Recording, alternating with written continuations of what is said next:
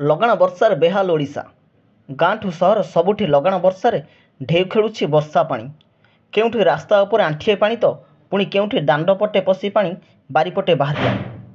କେଉଁଠି ରୁଆ ହୋଇଥିବା ଜମି ଉପରେ ମଧ୍ୟ ଅଣ୍ଟେ ଅଣ୍ଟେ ପାଣି।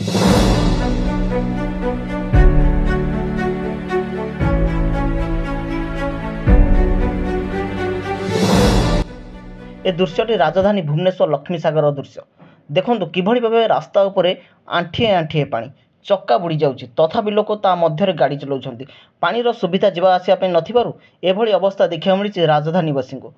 ଏବଂ ଅନ୍ୟପଟେ ଯଦି ଦେଖିବା ଖୋର୍ଦ୍ଧା ଜିଲ୍ଲା ବୋଲଗଡ଼ ବ୍ଲକ ଧଳାପଥର ପଞ୍ଚାୟତ ମାଳିସାହିର ଦୃଶ୍ୟ। ଦାଣ୍ଡର ଢେଉ ଖେଳୁଛି ବର୍ଷା ପାଣି। ଉକ୍ତ ଗ୍ରାମରେ ଜଳ ନିଷ୍କାସନ ବ୍ୟବସ୍ଥା ନଥିବାରୁ ଆଜି ବହୁ ସମୟ ଧରି ମୂଷଳ ଧାରାରେ ବର୍ଷା ହେବା ଫଳରେ ଅନେକ ଲୋକଙ୍କ ଦାଣ୍ଡ ପାଣି ଘରେ ପଶି ବାଡ଼ି ପଛପଟେ ବୋହି ଯାଇଛି। ଫଳରେ ଘର ମାଟି ଚଟାଣ ଓଦା ହେବା ସହିତ ଆସବାବପତ୍ର ନଷ୍ଟ ହୋଇଯାଇଛି। ପାଣି ପଶିଯିବାରୁ ଦୁଆର ମୁହଁରେ ବାଲି ବସ୍ତା ଦେଇ ଜଗି ବସିଛନ୍ତି ଘରର ପରିବାରର ସଦସ୍ୟମାନେ।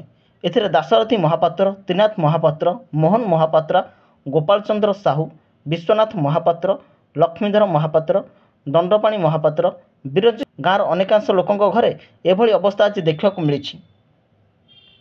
ପ୍ରଶାସନ ଏଥିପ୍ରତି ଦୃଷ୍ଟି ଦେଇ ଆବଶ୍ୟକ ସହଯୋଗ ପ୍ରଦାନ କରିବାକୁ ସମିତି ସଭ୍ୟ ବିଜୟ କୁମାର ସୁବୁଦ୍ଧି ଏବଂ ଧଳାପଥର ସେବା ସମବାୟ ସମିତି ସଭାପତି ସନ୍ତୋଷ କୁମାର ତ୍ରିପାଠୀ କ୍ଷତିଗ୍ରସ୍ତ ପରିବାରଙ୍କୁ ଘର ଘର ବୁଲି ଜନସାଧାରଣଙ୍କ ଅସୁବିଧା ବୁଝିବା ସହିତ ସରକାରଙ୍କ ନିକଟରେ ଜନସାଧାରଣଙ୍କ ସମସ୍ୟା ସମାଧାନ ପାଇଁ ଦାବି କରିଛନ୍ତି। ବୋଲଗଡ଼ରୁ ଗଙ୍ଗାଧର ସାହୁଙ୍କ ରିପୋର୍ଟ, ଖବର ହବ୍ ଓଡ଼ିଶା। नारायण सेठी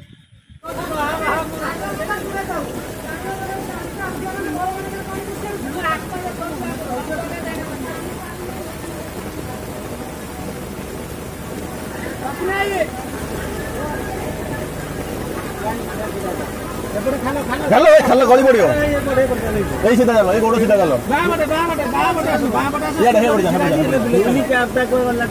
क्या बटा फुल क्या बटा हेडी बासी की जाइने अछि हेडी मासी